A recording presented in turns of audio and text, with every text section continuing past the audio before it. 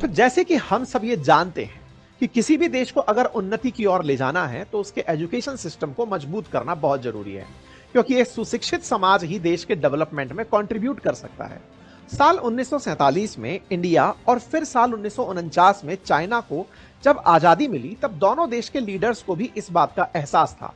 फर्क सिर्फ इतना था कि दोनों देशों ने एजुकेशन सिस्टम को लेकर जो अप्रोच अपनाया वह एक दूसरे से बहुत अलग था।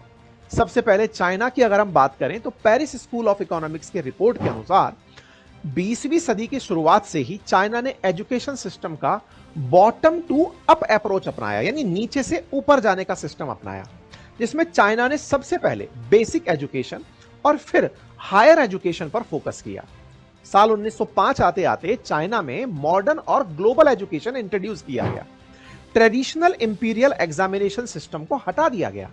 साल 1908 के आसपास उसकी जगह first national education plan introduce किया गया, जिसके तहत पूरे चाइना में प्राइमरी स्कूलिंग और बेसिक एजुकेशन को प्रमोट किया गया।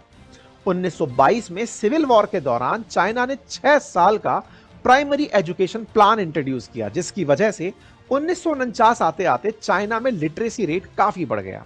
1949 में जब माओ जेडोंग ने पीपल्स रिपब्लिक ऑफ चाइना की स्थापना की, तो उनके कार्यकाल में फर्स्ट 5 ईयर प्लान इंट्रोड्यूस किया गया, जिसके तहत चाइना में इंडस्ट्रियलाइजेशन की शुरुआत हुई। और इस इंडस्ट्रियलाइजेशन को सपोर्ट करने के लिए चाइना का एजुकेशन सिस्टम वोकेशनल एजुकेशन पर फोकस करने लगा, ताकि ज्यादा से ज्यादा स्किल्ड वर्कर तैयार हो सकें, तो इस इंडस्ट्रियलाइजेशन में कंट्रीब्यूट कर सकें। ऐसा ही हुआ, क्योंकि बेसिक एजुकेशन चाइना में ज्यादातर लोगों को मिल चुका था, तो सेकेंडरी एजुकेशन के लिए कई लोगों ने वोकेशनल कोर्सेज लेने शुरू कर दिए, जिससे उन्हें फैक्ट्रीज में रोजगार मिलने लगा, चाइना को ग्रोथ मिलने लगी।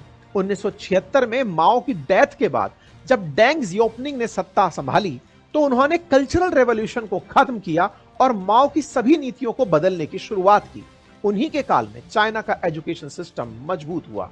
साल 1985 में ही डेंग जियोपिंग ने 9 साल का कंपलसरी एजुकेशन पॉलिसी इंट्रोड्यूस किया। साथ ही साथ इसी दौरान चाइना में science and technology, higher education के लिए कई सारे यूनिवर्सिटीज बनाई गई। वोकेशनल ट्रेनिंग्स पर भी फोकस किया गया। बेसिकली अगर क्रोनोलॉजी देखी जाए तो 20वीं सदी की शुरुआत से लेकर माओ जेडोंग के रेजिम की शुरुआत तक चाइना ने बेसिक प्राइमरी एजुकेशन पर जोर दिया, और फिर माओ के एरा के बाद सेकेंडरी और वोकेशनल एजुकेशन पर, और फिर डेंग जिनपिंग के एरा में टर्शरी एजुकेशन पर फोकस किया गया। इंडिया में इसका बिल्कुल उलट हुआ। टॉप टू डाउन अप्रोच अपनाई गई, जिसमें आजादी के पहले तक अंग्रेजों ने सेकेंडरी एजुकेशन पर फोकस किया, क्योंकि उन्हें ब्रिटिश रूल में काम करवाने के लिए